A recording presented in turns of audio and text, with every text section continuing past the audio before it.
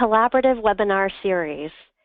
Today we'll be talking about career-focused mentoring, a pathway for 21st century opportunities.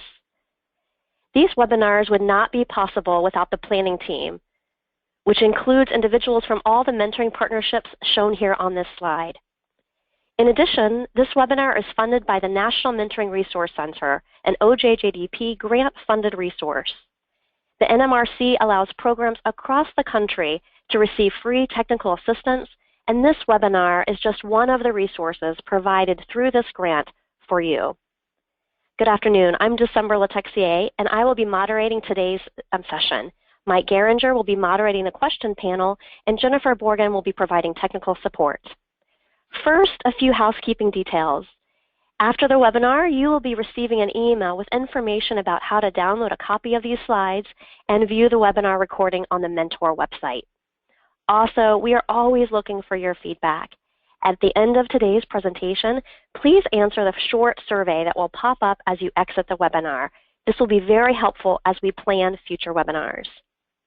We want this to be a participatory experience, so please use the question box located in the control panel to ask questions throughout the webinar.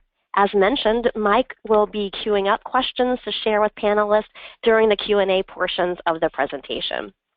We do try to get to as many questions as we can, but because there are approximately 500 of you on the webinar today, it won't be possible to answer all of them.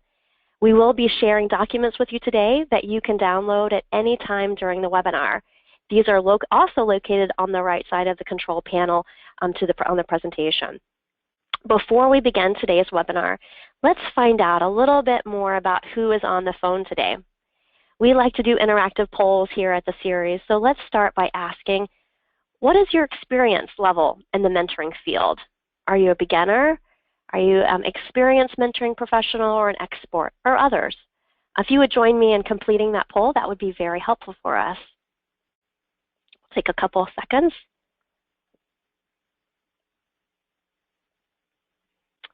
Excellent, excellent. So it looks like we've got a healthy variety of experience levels on the webinar today. So 60% experience, 27% beginner, 10% expert. If you identified yourself as other and you want to share with us what that means, we welcome that certainly. It's great to have variety here today, and we hope that each of you gain practical and applicable learnings from today. Jen, let's do the second poll. What is your role in the mentoring field? Are you a practitioner? Are you a researcher or technical assistance provider? Are you a funder? Or are you something else beyond these four categories? If you would answer those with me.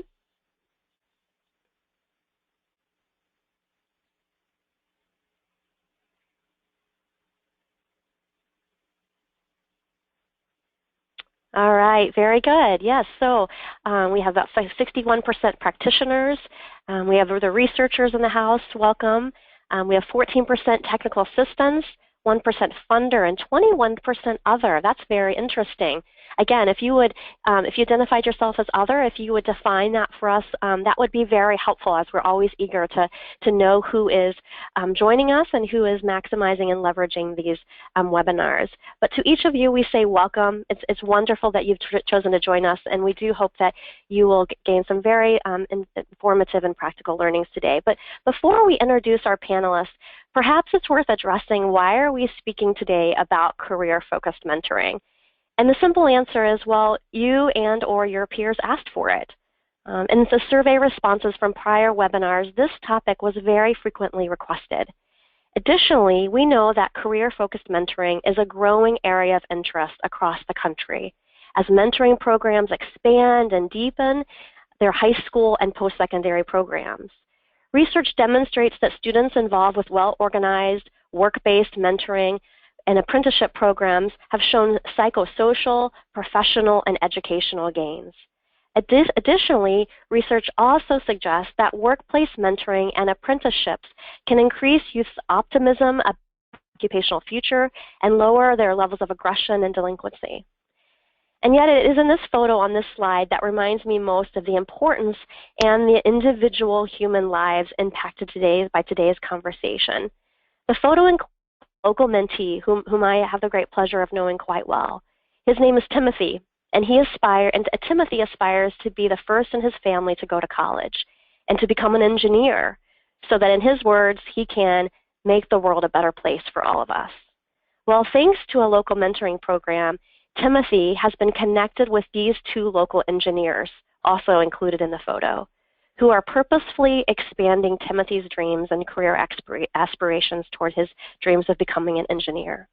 I suspect by joining us today, you also know of many other young men or women like Timothy who have dreams and career aspirations that, when realized, will impact their lives, their communities, and our world.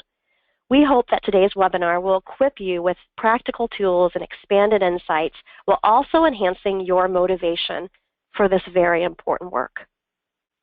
Today, we are fortunate to have 3 experienced panelists with us today. We are joined by Erin LaBarge of SAP, Lori Mastro of New York City Mentoring Program, and Miles Warren of JP Morgan. Each panelist has a wealth of experience and insights on our topic today. I will share detailed information on their experience in a moment, but first let's do just one final poll. We want to get a sense of how long has your program had a strategic focus on career-minded mentoring? Are you just now exploring it? Has it been less than a year, more than 2 years, more than 5 years, or other? If you would respond to this, that will be very helpful.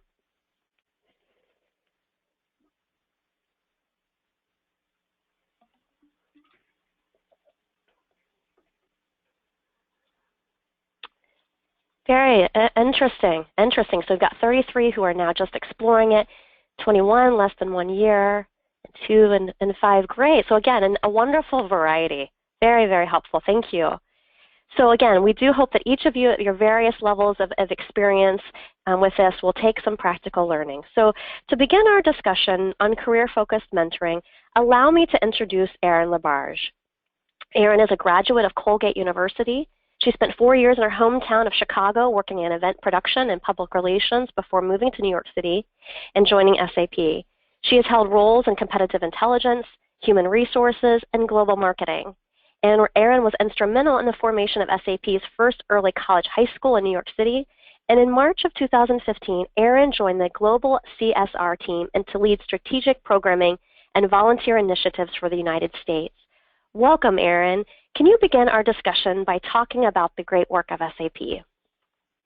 Absolutely. Can everybody hear me okay? I will take that as a yes. Hi, everybody. I'm so thrilled to be joining you today, so thank you very, very much for having me. On this first slide, I just wanted to share a little bit of background with you now about, frankly, what I think is really the best investment that SAP has made in over 40 years of doing business. And that investment is BTEC. BTEC stands for Business Technology Early College High School, and it is a 6-year blended program that offers young adults in New York City the chance to dually enroll in high school and community college and graduate in 6 years or less with all of the skills that they need to solve societal problems, tackle business challenges, and really find success in the larger digital economy. BTEC is actually one of 4 signature schools that SAP has helped to launch in the last couple of years, the other programs being Templeton STEM up in Vancouver, Charlestown Tech in Boston, and Skyline High School out in Oakland, California, which will actually open this fall. BTEC is the largest of the 4 schools, and it is here in New York City where I'm based, so I'm really going to focus on that program with much of what I share today. As you can see here on the slide, there are really 3 main pillars to the early college model that are being specifically buoyed by SAP. So from the bottom up, looking ahead, long term, we have a focus on connecting students to our larger ecosystem of customers and partners for possible internships in just a couple of years, as well as looking ahead to potential job placement come 2020 when our first class of students graduates. Most immediately though, and of course the reason I'm here today, we are focused on delivering the mentorship program that we have built alongside our partner, an incredible organization called I Could Be. The big picture goal here with our schools is really to connect young adults to technology career pathways, to directly improve the long-term pipeline of trained talent for the IT sector, and to do our part to make sure that young people from even the most disadvantaged backgrounds and neighborhoods are given the chance to participate in the different kinds of crucial educational and developmental experiences that they need to succeed well before they start knocking on industry doors. And, by offering them this opportunity at zero cost to them and their families, we're able to help solve a very real socioeconomic need as well as an industry need. SAP is certainly not the only company taking a more active role in partnering with schools and nonprofits and local government to improve education for young people, but we differentiate ourselves in the role that we play in the larger school partnerships. These schools are very, very heavily focused on soft skill development. As this group well knows, it takes a lot more than good grades and internships to succeed in the workforce these days. Graduates today, they're expected to come out of the gate with strong presentation skills and an aptitude for creative problem solving and the ability to self-advocate. And these are all strengths that we're actually asked to exhibit on a daily basis here at SAP. So by offering these students hands-on mentorship from SAP employees as part of the program, these are folks that are coming from all lines of business and management levels, we're able to really supplement the skill building that's going on in the classroom and help ensure that there is true industry relevance to the experience that the students are having throughout their 6 years. So if you don't mind changing the slide. Why did SAP choose mentoring as our intervention of choice? Mentoring was really part of our commitment from day one. The reason that we came to the table to be a part of these school partnerships was not because we had millions and millions of dollars in philanthropic funding to allocate. I wish my budget were that big. We were really asked to share our industry expertise and the expertise and commitment of our employees. And one of the best and really most engaging ways that we could see to do that was through mentoring. So by giving our employees the chance to build relationships with these students, we would be able to play a role in helping them build up that business acumen and those workplace behaviors and the networking skills that they're really going to need to carry them from the classroom to the office. And the intent is to support them with self-efficacy and with technology career exploration, and to offer them a role model who shows up for them. For many students, they might become the first in their family to graduate from post-secondary. So to have access to someone in the field that they can turn to for firsthand experience and advice is really crucial. This slide has a little bit of information about the basics and some of the logistics of our program. I'm not going to go through these in detail, but one that's really important to share with you is that from the beginning, we have been partnered with an organization called I Could Be. The mentoring curriculum that we follow is theirs. The implementation platform is theirs. So their work and support has really, truly been instrumental in getting both our pilot and our current mentorship programs off the ground. My team here in North America is very, very small. When this initiative first launched, there were 3 of us supporting the entire region. So very frankly, we had to be honest with ourselves. We knew that we wanted to pursue mentoring as part of our commitment, but we also knew that we didn't have the capacity or the expertise to build and roll out a full-scale mentoring program.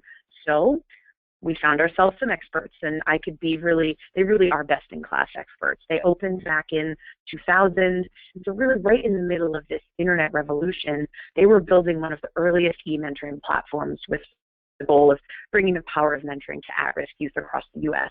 And then we brought the principals from our schools to the table, and we launched our pilot program once the schools had a couple of months of existence under their belts. And back then, in the fall of 2014, when we started, the program was completely virtual. That was IKB's bread and butter, after all. Mentors and mentees were paired based on a survey of their interests and their skills, and they interacted on a weekly basis through IKB's online platform. Their engagement took mentors and mentees on a journey together, asking both parties to read excerpts or quotes or to watch short videos and share their reactions and feedback with one another. Students were asked to share what makes them unique, what they do or don't like about school, how they deal with problems, things like that. And they moved through different sections of the curriculum that were focused on topics like self-knowledge, problem solving, social emotional development, and digital literacy. And what was nice is that the curriculum originated with IKB, but it was characterized really beautifully for our schools because it mirrored many of the same core competencies that our recruiters are looking for when they hire into SAP.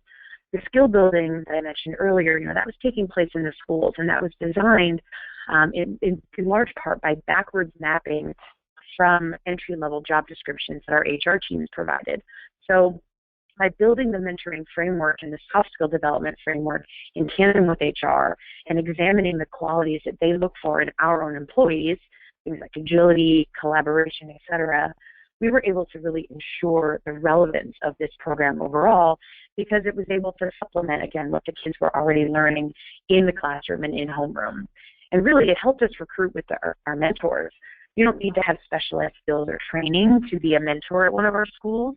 You just have to have an interest in engaging with high school students and a desire to be a part of what this program is all about. So we really learned a lot last year in our pilot year.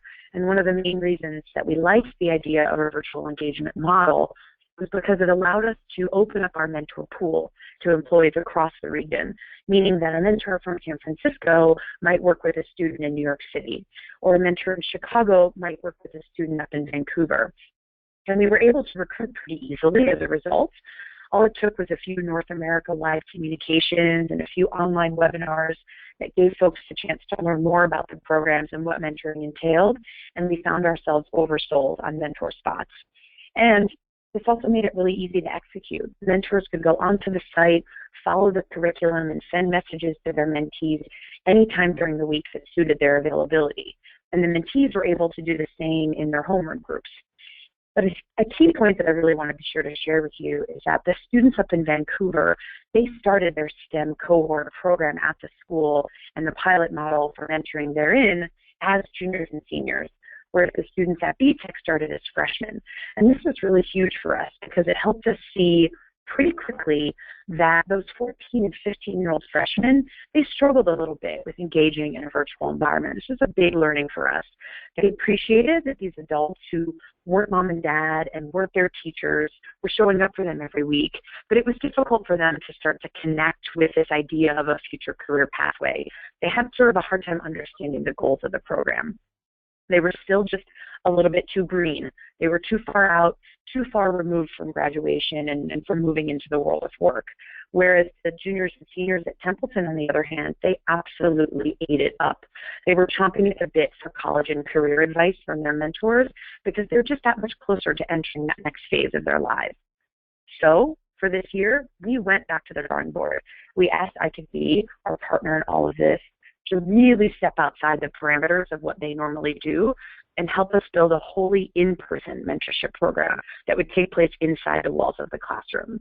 So now, mentors and mentee interact in small groups, and they follow a really thought-provoking and gamified curriculum that uses a fictional storyline to take students through topics like finding my identity, imagining my dream career, or becoming who I want to be.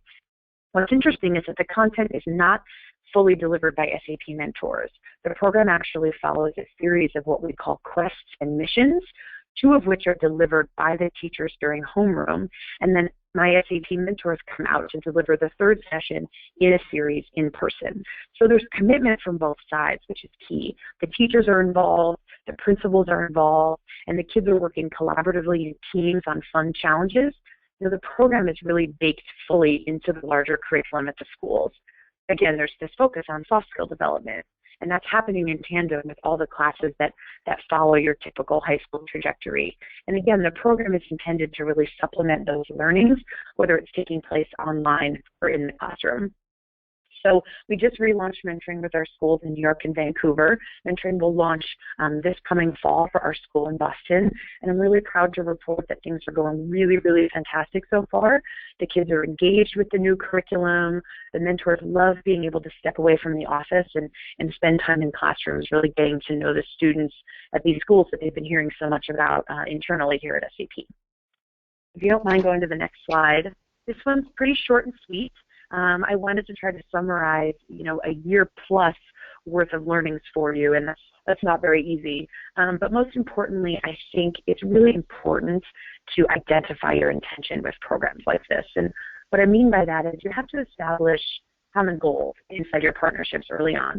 How does mentoring connect to a school or a nonprofit's larger objectives? What can your company as an industry partner and your mentors bring to the table that's unique and special and relevant? And on both sides, what kind of impact are you really looking to drive? What's the end game? What are those goals?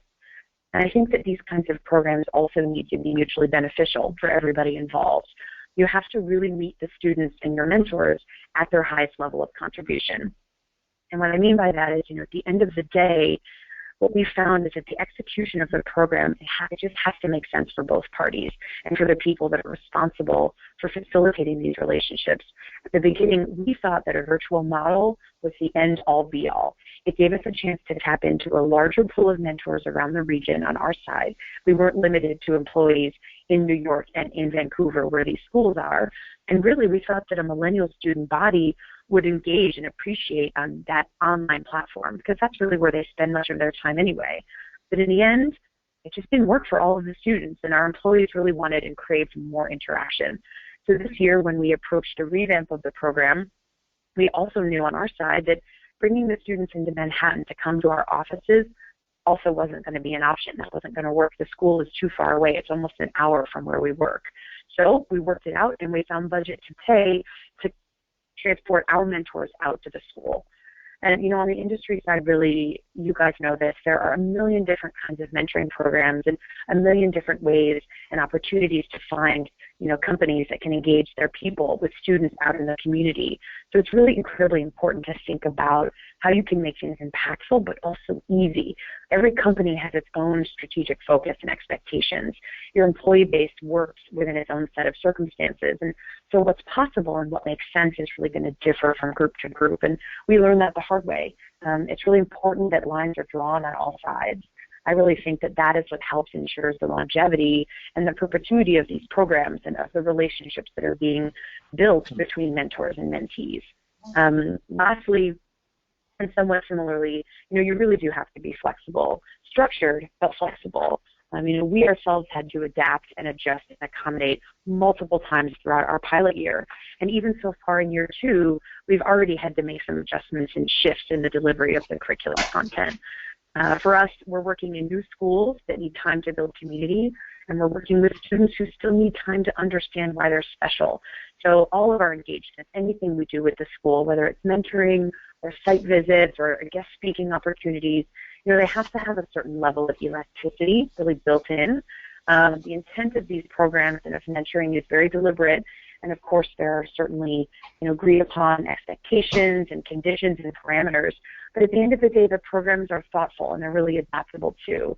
At the end of the day, for us, it's all about balancing what works for SAP as the industry partner with what works for the school, alongside this ever important notion that these programs can and really should grow with the students.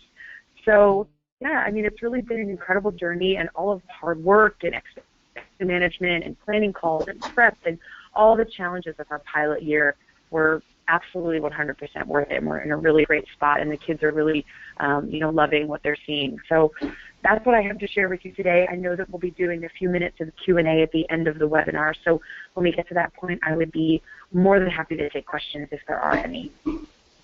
Excellent. Lori, thank you, Erin, so much for that. That was very informative and very enlightening. We have about 2 minutes before we move on to our next panelist. So, Erin, can I ask you a quick question that I think is very much relevant to what you were speaking of, is how does SAP balance the growing mentoring relationship with the focus on job skills? Could you address that just in the next minute and a half? Sure. I think that, I mentioned earlier that we've worked really hard in tandem with our HR team to backwards map from entry-level job descriptions at SAP. And we know that those job descriptions are going to change. What we looked at 2 years ago when these schools opened is already very different from the types of jobs that we're hiring for today. And 6 years out, or 4 years from now, I should say, when these kids graduate, the world of work is going to look very different. It wasn't that many years ago that if you'd said to somebody, I'm working in the cloud, they would have had no idea what you were talking about. And now, especially at a company like SAP, we're hiring dozens and dozens of cloud-based positions, every month. So being able to really connect to what makes sense for our company and what companies like SAP are looking for in new hires, that's going to dictate what we do with mentoring. The goal is, again, to really mirror and supplement that soft skill development. So as our schools grow, as our 4th school in Oakland will open next year, our mentor pool will grow, and of course the mentee pool will grow. So we know, again, that we're really going to have to, adapt, adjust, and accommodate. We're going to have to make sure that for each program in each city, for each student group, that this program makes sense and that what they're learning is still aligned and still very much does mirror what the end game is for these schools, which is to make sure that the students are 100% prepared and that they're first in line for jobs in the sector. So I hope that answers your question. It does. Really, it does. We're just trying to be as flexible and malleable as we can. Terrific. Terrific. Thank you so much, Erin. I appreciate that. So let's continue on with our conversation with our second panelist, Lori Mastro. Lori holds a master's degree in public administration from New York University. She's been working in program management for over 20 years, beginning her career in New York State as director of mentoring initiatives in K-8 schools on Long Island. After consulting for a variety of organizations interested in starting mentoring programs across the country, Lori joined the New York City Mentoring Program at the New York City Department of Education, where she currently oversees mentoring programs in the high schools citywide, assists partner companies and organizations in program development and operations, and trains participants on a variety of mentoring model components. Lori, would you introduce our participants to the New York City Mentoring Program? Oh, it's my pleasure, December. Thank you very much. It's wonderful to be here with all of you today. I have really enjoyed being the director of this program for this fall. It's going to be 20 years. And the program actually started in 1983 as a Chancellor's Initiative, so we're 32 years old. And what the Chancellor at the time wanted for our high school youth was to gain experiences beyond school and home.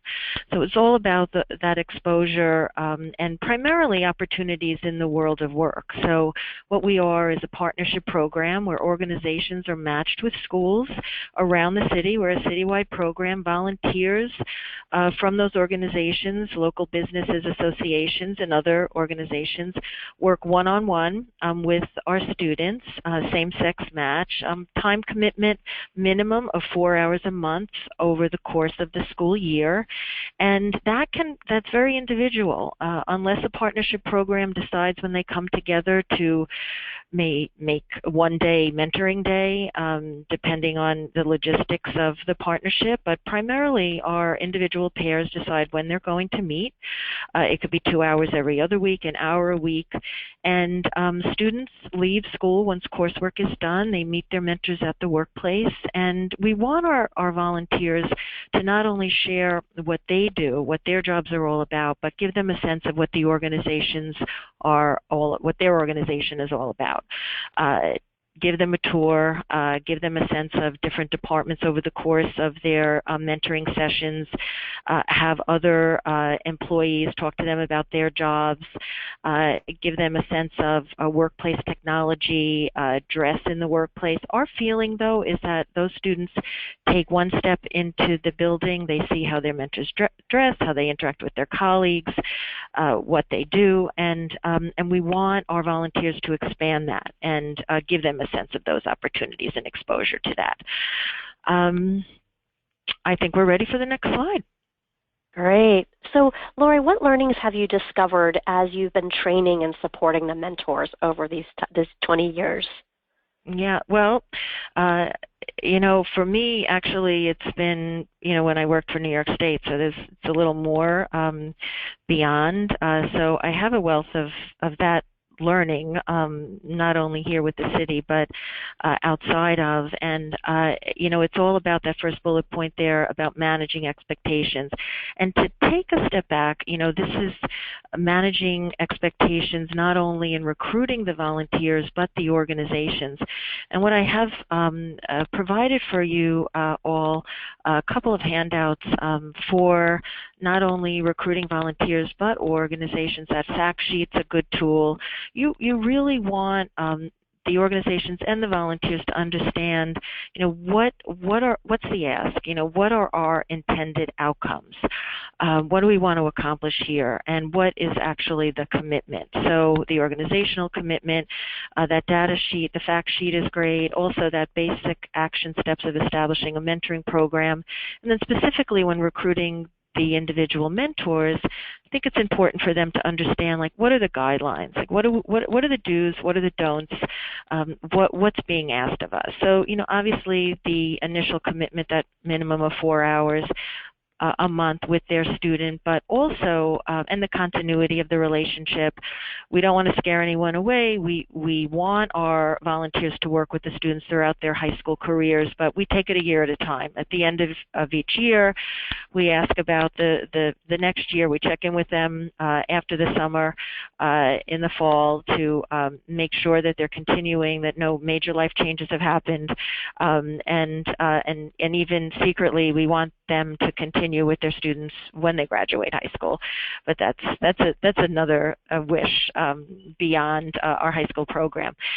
The vetting procedures, another important expectation to set, so our volunteers do understand that we do require an application.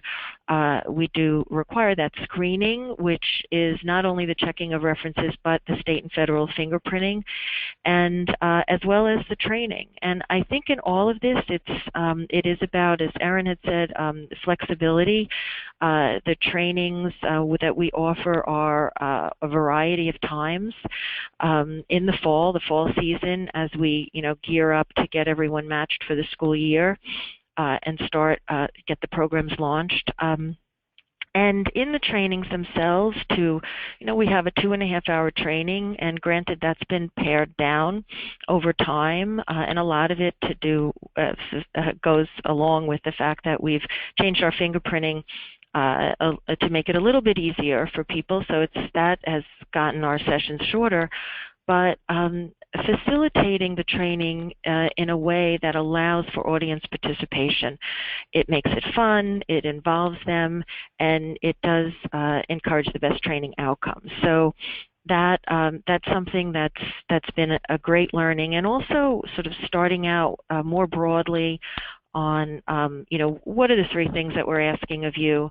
What do we want you to think about? And then think about what to bring to the relationship, how to respond in certain situations, and again, what are the guidelines, so that they're thinking, right out there, right in front, they're thinking about, okay, share the jobs, embrace the life of the student at school, work with them on goal setting, and thinking about not only relationship building, their lives in the present, but beyond that, what is it going to be, the big ticket items? What is it going to be beyond high school graduation, which is where we get in the career and the skill development for work skills. It enables them to that thought process to get more and more specific, and also have that school person there that's supporting the students to participate as well and provide feedback. Additional ongoing support and resources, obviously that training packet. We've had success over the past years in providing the soft copies of the full packet post-training. Bring to the session what they need, what we really want them to look at, in addition to the agenda, specifically the guidelines, because that does speak to the liability issues and the safety issues for volunteers and students. And then beyond that training, we have that one-time training for what could be a 3-year relationship, and mentors re-up. We've had long-term mentors over all of these years. That's a one-time thing. We see training as continual. So we provide, obviously, regular, ongoing technical assistance. We want to get the mentors together regularly to debrief, mentors only with that school partner. Coordinator, provide monthly. Our main training materials has a lot of material in terms of links for activity ideas and looking up salaries and internship opportunities, but we provide monthly activities that are current around the city for our volunteers, as well as facilitate group citywide events where we can bring all of our membership together, and of course acknowledge and recognize, and that's a huge a huge piece to supporting. And I did neglect to mention that as a citywide entity, we are a small office here centrally, but have currently 29 programs that run locally with schools and partners. And we support those coordinators with the goal of our mentoring relationships to be as successful as possible. So all that we do is driven by that goal, and acknowledging and recognizing all participants. So certificates for all, mentor coordinators, school coordinators, mentors, and mentees. We have a yearly January, as you know, National Mentoring Month. We have a Mentor Mentee of the Year that is selected via nomination by programs, chancellor letters to the nominated pairs, and plaques. So that piece is so important.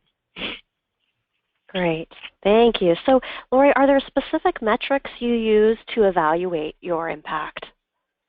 We do. We have a yearly survey that goes out via SurveyMonkey for data collection, and focuses on our goals of college prep, as well as obviously the career readiness and all of the development that's so important in developing a well-rounded individual in social skills and cultural exploration. So we focus on those 4 areas, and also program implementation. So the surveys are 4 tools that go to mentors, mentees, school coordinators, and mentor coordinators, administered at the end of each school year, and we have a scale rating to get, we moved to that sort of midway through, probably in the 90s.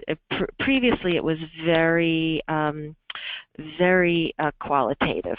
A lot of space there for stories and all the wonderful things, sort of the life-saving things that we hear about in the mentoring relationship. But we've moved to a quantitative to get a little more data that in terms of percentages, which I'm sure you're all familiar with. Like, I agree, I strongly agree, don't agree at all. That piece, and we look at those responses over the summer. Once we've gotten we close out the surveys and we've gotten the majority of our responses in. We've beat everyone to death in terms of are we getting everything, and we actually do have a pretty good response rate.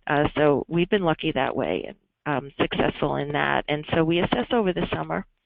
And what we measure would be a little bit on the next, right, thank you. So from the school side, we do want to look at the graduation rates. I mean, obviously that the academic development and growth and success for the students is so important. We look at the percentage of mentees attending the 2-year colleges, the 4-year colleges, and then heavy on the world of work. So are they working on the resume with their mentors, searching for a job, what it takes to prepare for a job, the interview process, application process, and using workplace technology. The other thing, since we've been doing this for a number of years, that we look at the trends in the historical data. So, the 5-year trend, and see, like, did we dip? Are we continuing to dip in an area? What can we put in place?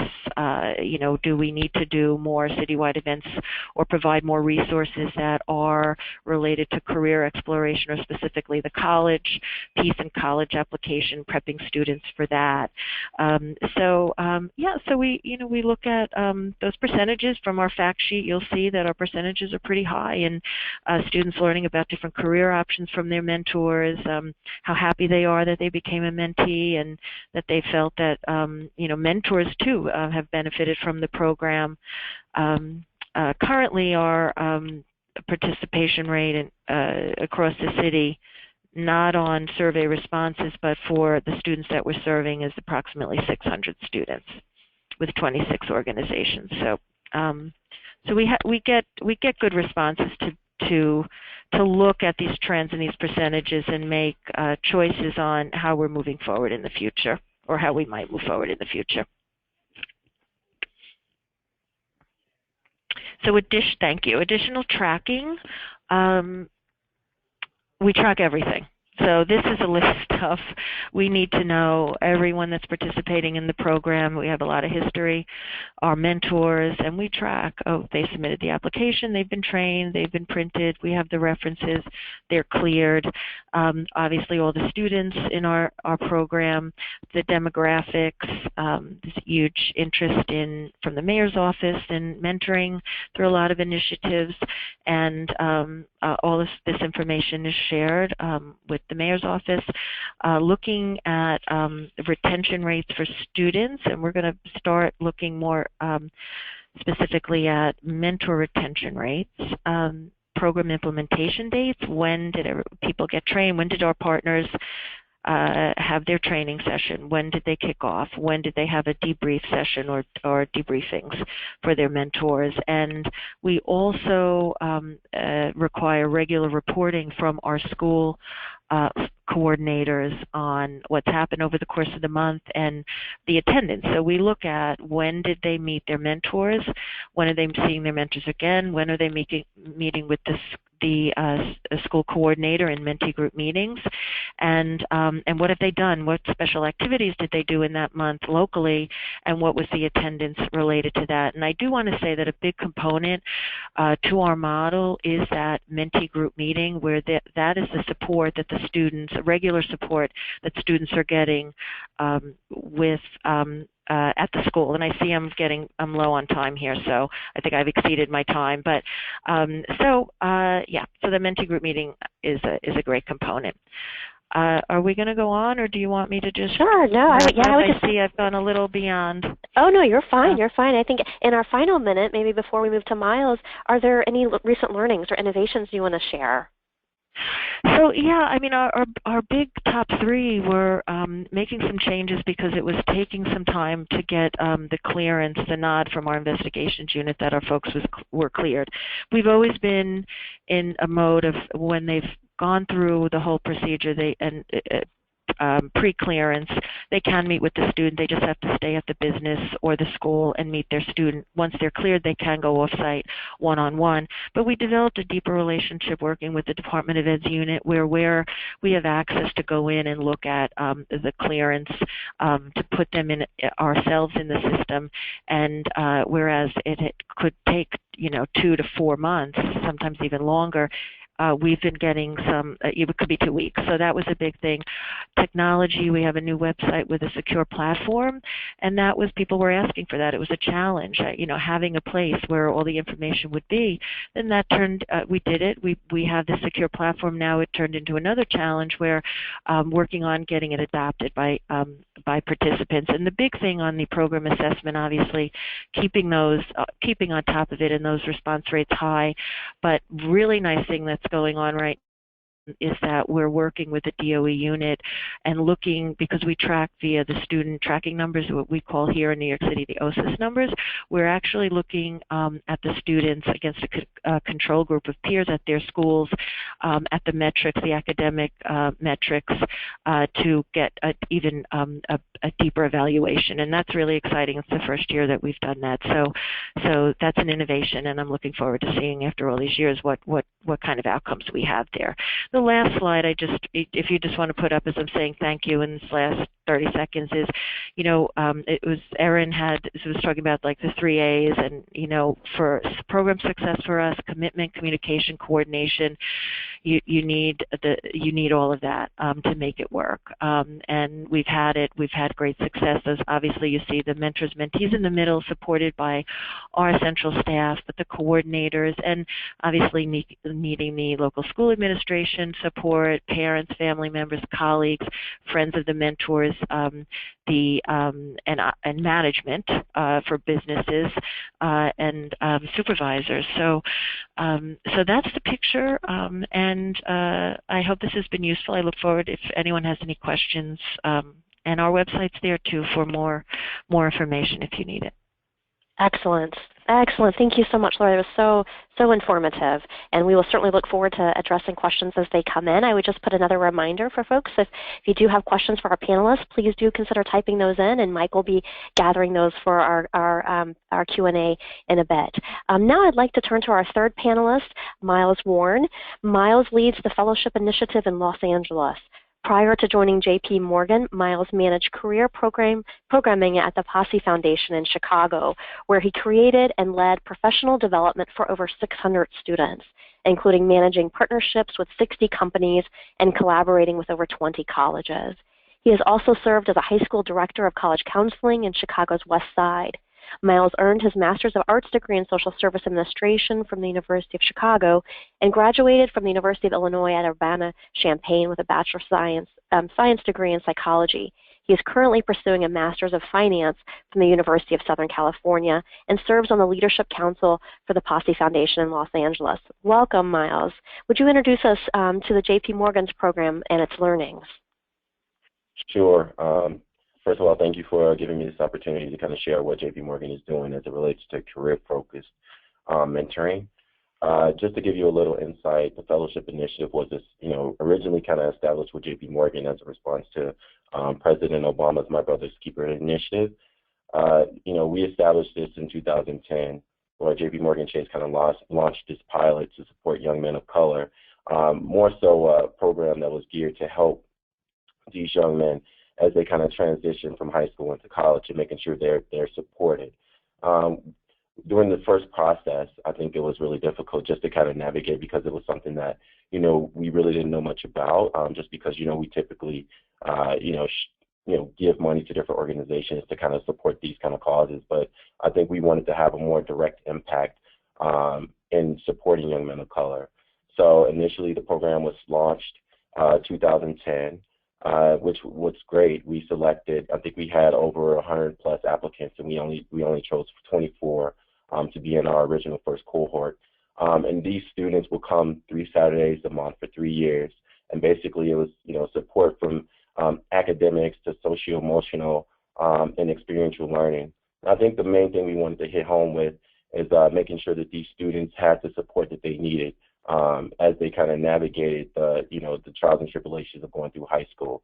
And each student was actually matched one-on-one with the J.P. Morgan Chase employee to kind of assist with the high school process of, studying, what classes you should select, and also more importantly, like transitioning into the college process. So what does that look like? How does financial aid play a role in that? How to support the parents who may, because we had over 80% of our students are first generation, were first generation college students, will be entering. So just being able to support parents as well during the process. And then that first original cohort, which graduated, we had all 24 graduate and go to 4-year colleges and universities. We had over $3 million in scholarship money. So at that time, J.P. Morgan Chase thought that this was something worth investing in and moving forward with. So currently right now, we're in 3 different markets. We're in Los Angeles, New York, and Chicago. We serve, a total of 120 young men in our programming, which still continues. We made some minor tweaks and changes, but for the most part, these students still come 3 Saturdays a month for academic tutoring, academic enrichment. They get mentoring, and it's just a amazing support system for them as they kind of make this transition. Next slide. So our theory is basically to be able to support these young men through various different ways. So from leadership development, professional development, we focus on coaching, peer student networks, mentoring, which is one of the major components in tutoring. This is just a way to be able to assess these young men and be able to monitor how they're growing as it relates to them making the transition from high school into college. Because as we know, kids go through so much body changes and so many things that can affect you one way or the other that could kind of deter you from either going to college or not. So we, focus on all these different resources and try to provide different resources and tools. And we partner with different organizations to be able to help support our young men. So currently we're partnering with a national organization called Mental Health Association, which pretty much helps us assess these young men as they, go through different challenges as it relates to social or economic or systemical changes in their lives during this time. We partner also with Mentor to kind of help us assess, are we on the right path as it relates to supporting our mentors and our students in this process of, what a mentorship should potentially look like. Just because it's important to, I think one of the biggest challenges we had at first was, kind of the matching process, or thinking about how we would match our mentors and mentees, just because, the dynamic is so different. Like these are bankers, people who've been working in their profession for a long time, and some of them didn't really have the understanding of what it took to actually be a mentor to, young men of color. So I think that Mentor played a huge role in helping us build that bridge to be able to make sure our students felt supported and felt the comfort of our mentors and, JP Morgan Chase staff as they kind of coaching them through this process. Slide. So what we did, in a sense, to the mentoring overview, the mentoring component process, is we, basically, we shell out a blast to all the JP Morgan Chase employees and said, hey, here's kind of what we're doing with the program.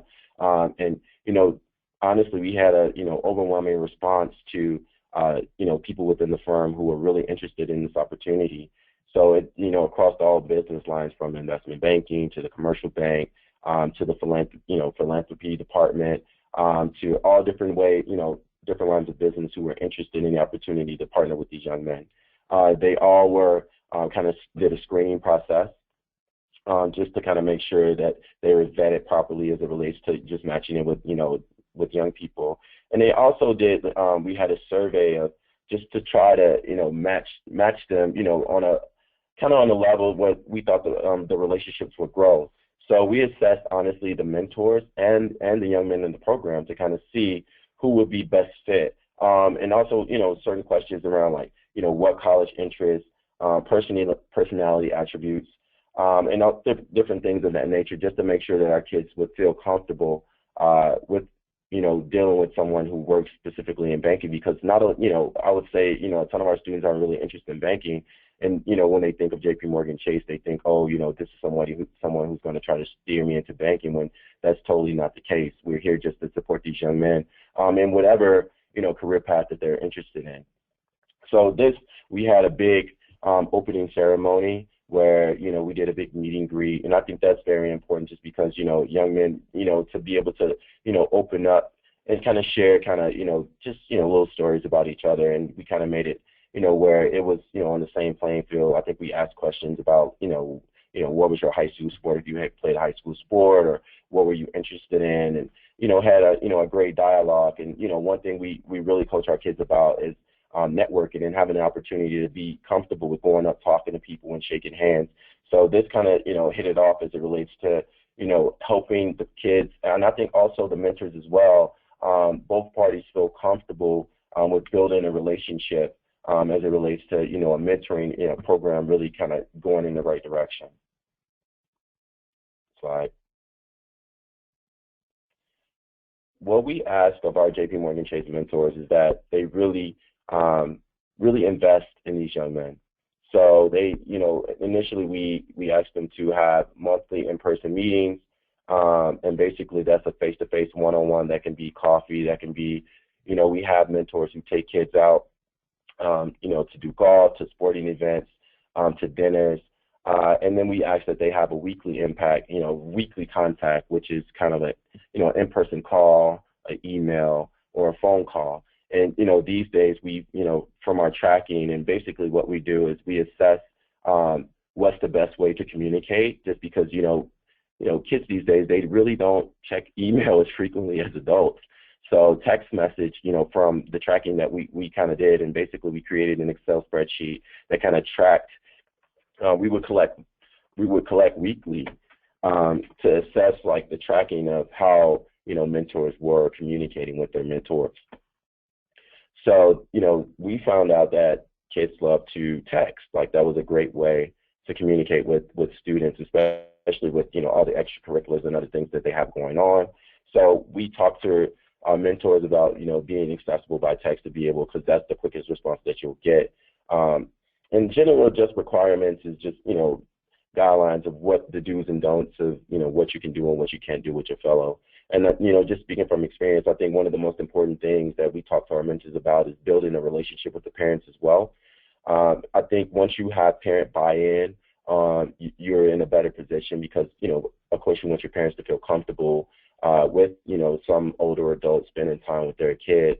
And, more so in this program, we have a lot of parents who are very invested in TFI, so we wanted to make sure that we had parent buy-in as it relates to, to the program. And, so far I would say this has been a fabulous process. The mentors are flourishing. Some of our kids in the program are going well. And more so, we're tying, I think one of the biggest pieces that we're doing now is tying the program and the kids' interest into career focus. So what we do at TFI is we do a quarterly kind of professional development career-based workshops, and we survey our students to see what areas of focus that they're interested in. So over the past year and a half, we've had workshops focused in kind of real estate, community development. They were really interested in that. Entrepreneurship. We have a ton of our kids in the program who have their own small businesses where they buy, chips and soda in bulk and then sell them at their school to make a small profit to buy or save money. And also we had a workshop just this past winter where it was solely focused on engineering, technology, and design. And a lot of these relationships, honestly, that or companies that we kind of partner with is based on just our mentors and the different partnerships that we make through our different lines of businesses. So I think that's a really huge key. Once you have buy-in from your organization, or when you start, matching these students or, with different mentors, you should be able to tap into their resources to be able to help assess and help these young men as it relates to what different career paths or career interests that they may have. We also, for example, we had a couple of kids who were interested in potential writing or, kind of acting, and we had a client at JPMorgan Chase whose son is a writer for the show Empire, who came in and led this entire workshop that was solely around writing and what it takes to, kind of be on, a program or, a production like that. So it's really tapping into kind of some of these key areas to make sure that the kids feel supported, because data shows and statistics show that when students have buy-in or they have interest where, of their career paths, they're more so to, stay with a program. And, the first original cohort, we had 100%, participation, 100% graduate, and we want to continue in that process with the second cohort as well. A lot of what we do also is more so that's geared towards experiential learning, is making sure our kids grow outside of the normal classroom setting, which is huge. So we partner with, organizations like Ghetto Film School, Groundswell, Black Man Achievement, Institute of Play, and basically is to, show our kids that, yeah, we want you to grow in these specific areas as it relates to academics, but we also want you to grow outside of the school setting as well. This summer, we'll be taking our kids on a leadership program in South Africa, where they'll be visiting Johannesburg and Cape Town and partnering with a university in South Africa to be able to have an exchange program where these students would, get outside of their everyday environment and learn about, different cultures. So when they come back, they can share that with their communities and with young men, in their areas their friends that they'd be able to grow with, so that they can be able to share that experience. And it's a repetition. We talk to our kids a lot about just investing in your community as well. Next slide. So, one of the most important things is, like I said before, is college and career. Like we talk a lot about making sure our kids have access to the colleges and the careers that they're potentially interested in. We are big on, taking our kids on college trips during the summers. We've had kids, and specifically I'm speaking for the Los Angeles cohort, we've traveled up and down the state of California. We've visited UCLA, UC Berkeley, Stanford University, University of San Diego, University of Pepperdine. Just this upcoming weekend, the students will be going on a tour of kind of the Claremont small colleges, which is more small liberal arts colleges, just because we want them to have the experience of, larger state universities, but also if they're interested in smaller liberal arts colleges as well.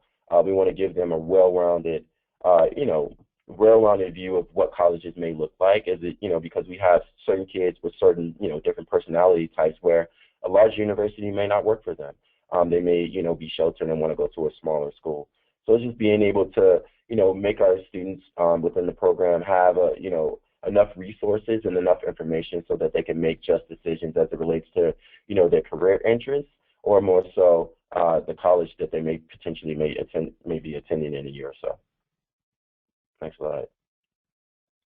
So these honestly are just, I just wanted to share a couple of resources that we use, or tools that we use to kind of assess the academic performance of our students and the extracurricular activities. We talk a lot about, making this process, easier for our students and making them a more qualified candidate as they kind of make this transition from high school into college. And we assess them kind of on a weekly, a bi-weekly, and monthly basis, their GPAs. We're huge on goal setting. So literally every quarter we set goals, and we'll have a yearly goal, but then they set smaller goals that they can achieve within themselves. And basically we also use kind of a peer tutoring system as well, where the students who excel at a 3.5 or 3.5 or higher kind of help out those students who are, anywhere between the 2.5 and a 3.0. So we do a lot with our students, to make sure that they're on track to be able to, enter college. But more so, we coach them as well, so they get public speaking skills. They, right now they're doing a process where they'll be focused on, different mannerisms and how to, conduct themselves when they go to specific dinners. And it's just about making sure that they're prepared. They've gone through resume writing, coaching, and all sorts of, different workshops to just make sure that they have the skill sets to be competitive as it relates to, them making this transition. The population that we serve, these are, come from low economic areas. So it's just, making sure that when they do start applying to some of these colleges and universities, and, they're looking at their different career interests, that they are competitive. And that's one of the goals of JP Chase. And, just to kind of, throw this out there as well. So in the original cohort, we have students who are currently in college, and then we work with them as well after they've graduated out of the program. Those students, we had 24 students in the program. 18 of those students actually had internships with JP Chase in New York. And I think just got the information from a colleague back in New York. We had 6 students who came back, who will potentially may be a full-time hire if they do well this upcoming summer. So it's showing them the way that if you work hard with your academics, if you have internships, if you focus on resume writing and cover letter skills, and you know how to network, and you'll be successful, and you'll be a qualified candidate in any area or any industry that you're interested in. Excellent, Miles. Yep. Very good. Well, and is this another resource you'd like to share? Sure. Great. Sorry, my screen went off. But yeah, these are just resources that we do to kind of basically assess our students and make sure that they're on track, but more so to make sure that they see what the goals are. It's more important to me that the students within the program, that they understand what the importance of goal setting. Because if you have nothing, to shoot for, then you're stagnant. So we talk a lot about, goal setting, and we actually applaud them. We have a session where we review, okay, these were your goals. This is what you set out to do. Did you achieve those goals? If you didn't, what stopped you, and what could you change about what you did prior to be able to be successful next time? Great. These are terrific resources, Miles. Thank you so much for sharing those. And Mike, I know we've gotten a great number of questions coming in. Would you start us off with some of those questions, Mike? Mike, we have, and thanks everyone for submitting your questions. Yeah. Hey, can you hear me, December? We sure can. Okay, great. Yeah, we had, we've got 250 some folks on the webinar today, so I'm going to do my best to combine some of these questions into a single question. I think a lot of folks were asking about how young people are targeted by your programs. How are there certain groups of young people, certain risk factors, certain characteristics that you look for in the mentees that you bring into your programs. And I think I'll just throw that out to all of our panelists because I think you probably each have something to say about that.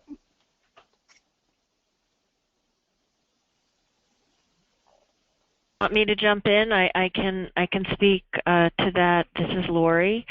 So when we train our coordinators in program implementation, the important thing for them to think about and for their school team to think about is the criteria, because that's getting the word out and getting the students, whether it's recommendations by the guidance counselor or speaking in classrooms for teachers to provide those recommendations.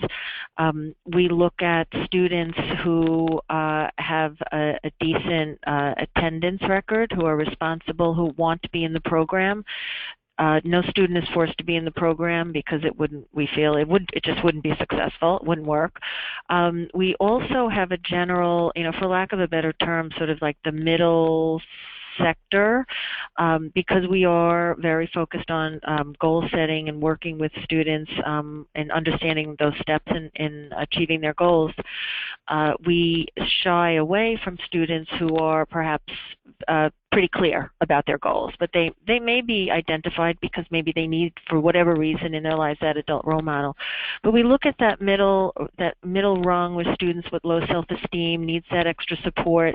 We shy away from students who may be needing to be serviced in other programs, recognizing our volunteers are not social workers or psychologists.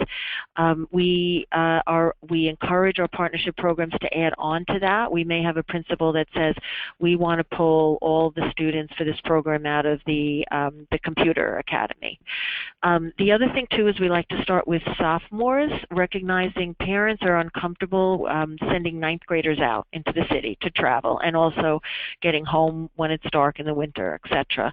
And we don't like to pair students who are seniors as a first-time mentee because there's so much going on in that senior year. In terms of recruitment too, once you get that name of list, many of our programs, they may interview the students, they may ask them to write an essay, and to shy away from students that are too busy. There are some students that just want to do everything. Are they or involved in sports, jobs, etc. Are they going to be committed to the program? Great. Anybody Thank else you. want to add? Anyone else? Sure. Hi, everybody. It's Erin.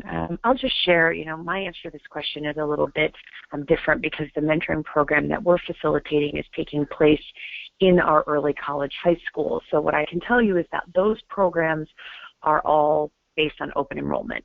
So students do not test in to be a part of BTech here in New York City or Templeton up in Vancouver. So that's one way that we've been able to guarantee that the program as a whole, and then more specifically the mentoring support that we're providing the students, is truly going to the young people that need it the most. These are kids who wouldn't have access to this type of education model and this type of curriculum and programming, if it weren't for the creation on the DOE side of schools like BTech. So that's one way that we're able to guarantee that we're really reaching an audience that is hungry for this type of interaction and really needs it the most.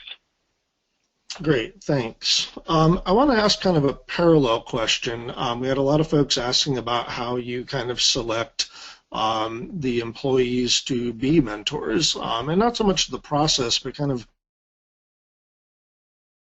what for, how that's incentivized for them, how do you keep the mentors motivated over time and make sure that they're doing it for the right reasons when they're working with the young person. So any tips you have about how to kind of select the right employees to fill that mentoring role? Hi, this is Miles. I think that's, specifically more so for JP Morgan Chase, I think it was a volunteer basis. So we put it out, just kind of, we talked about what we were looking for in potential mentors, and, we had an overwhelming response. I think, the way we kind of keep the mentors engaged is we have our mentors send weekly updates, right? So they respond about, their interaction, but more so they write just small, just blurbs about the interactions that they're having, which I think they're really excited about. I think another thing that we do to kind of keep them engaged as well is we have these different workshops. We have them kind of quarterly where we'll bring them all together, maybe at lunch or kind of a breakfast meeting. And basically it's just a place where they can kind of share best practices or, kind of things that, because it's so hard and specifically in Los Angeles, everyone's so spread out. So you really don't know who's doing what. And I think a lot of mentors, really find it hard sometimes with, what can I do, what can't I do as it relates to kind of spending time with my mentor. So just to be able to bounce ideas off of other colleagues and also talk, business as it relates to other lines of businesses have been really helpful. And we have monthly calls, which is led by our partnership with Mentor, where our mentors can dial in and learn and get specific resources around ways to or best practices as it relates to being a mentor and supporting the young men that they serve. Great, thank you, Miles. Anyone else want to talk a little bit about how they select their mentors or make sure they stay motivated? Sure, I can share. As I mentioned earlier, the first year in our pilot year for mentoring, we knew that we could open up the pool of mentors to employees across North America. So we didn't put too many parameters there. We didn't require participants to be high-performing employees. We really wanted to give everyone who was interested in supporting a student a chance to do so. Obviously, as our program has shifted and is now taking place in person, that does limit our mentor pool to the cities where we actually have schools, so New York, Vancouver, Boston, and what will become Oakland next year. So it's really dependent on the size of the office. Our New York employee base is quite small, and because that's where I'm based, I did a lot of internal communications and really talking to folks who had met BTech students or been involved in the program last year or had been involved more broadly in our CSR initiative. So admittedly, there was a little bit of cherry picking, but we also needed a much smaller group because in this new program, the kids are working in teams, whereas when it was a virtual program, we needed one mentor for every student. So it's looked a little bit different year over year, but because we've done so much work to communicate out across the company about these schools, there's already a lot of momentum around how can I help, how can I get involved, I want to get to know the students, just tell me where to go and I'll be there, which has been we feel really lucky that we've experienced that kind of response.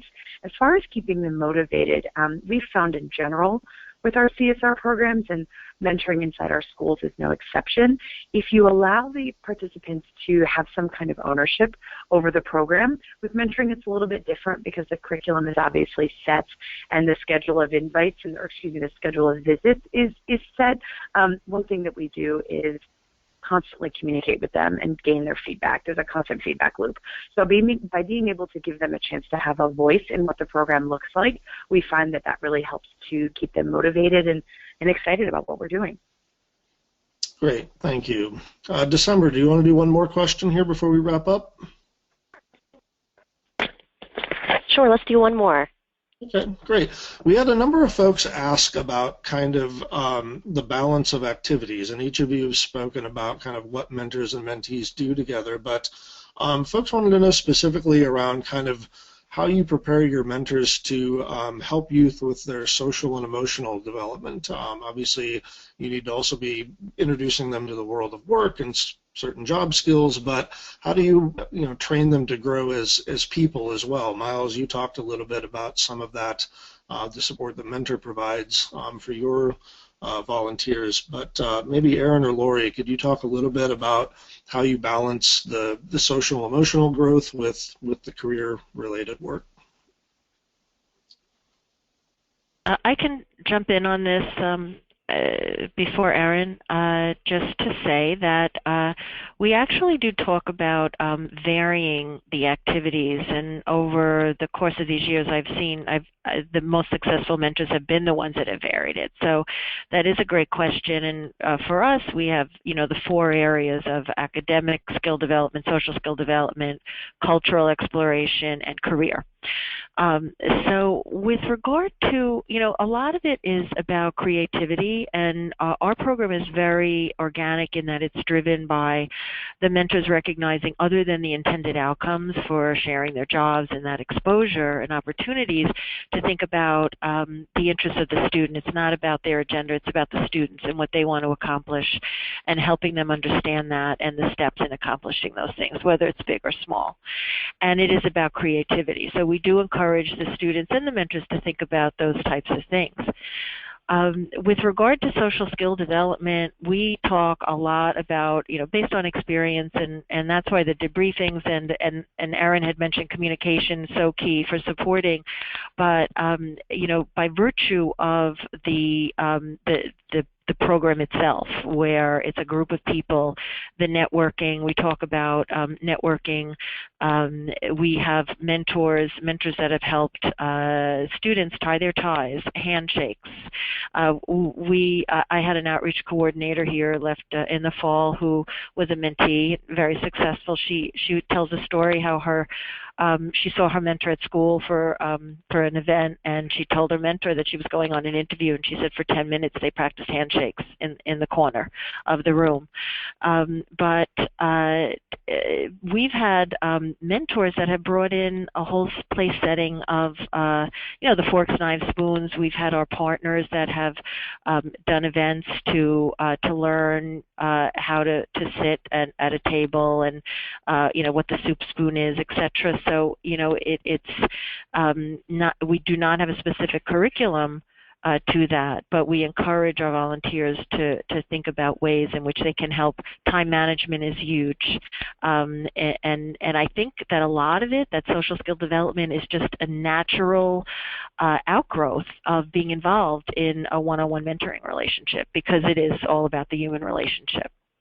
Absolutely. Lori, thank you so much for that, and really for everyone for this really terrific exchange of questions and feedback.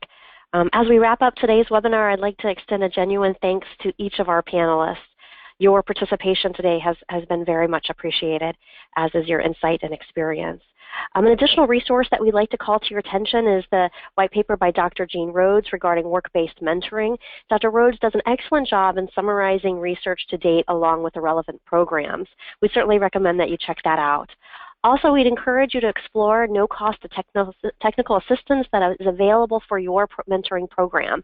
Whether you need help with mentor recruitment, planning, or evaluation, you can request free technical assistance through the National Mentoring Resource Center. Wherever you are located in the U.S., the National Mentoring Resource Center is there for you.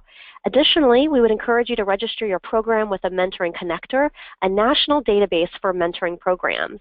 This zip code searchable database allows mentors and mentees from across the country to find your program, a tremendous resource. Also, as a reminder, 1 week after today's webinar, all attendees will receive an email with the link to the Collaborative Mentoring Webinar Series webpage, where we will post the recording from today's webinar as well as the slides and additional resources. Again, we're looking for your feedback. At the end of today's webinar, please answer the short survey for our future planning efforts. Also, stay connected by visiting the Collaborative Webinar Series page on the Mentor website for an archive of all past webinars and information about upcoming webinars. And speaking of upcoming webinars, the next webinar is April 21st, and the focus will be activity-based mentoring. Again, thanks to our panelists today, and thanks to each of you who have participated in this very important topic. We appreciate your involvement, and best wishes for the remainder of the day. Goodbye now.